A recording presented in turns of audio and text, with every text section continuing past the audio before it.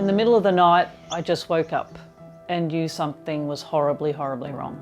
Tried to wake Andrew up and couldn't. Luckily, I knew what to do. Called 000 straight away, and while it was connecting, I started CPR. I was 44.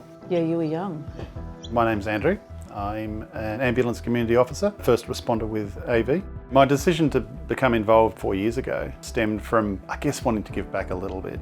So I've responded to 8 cardiac arrests, and in fact, I find it quite confronting, having been in the same situation. But I will always show up because it feels like a full circle. Just doing some good, getting people the help they need. Sometimes they're not good outcomes, but they had the best chance.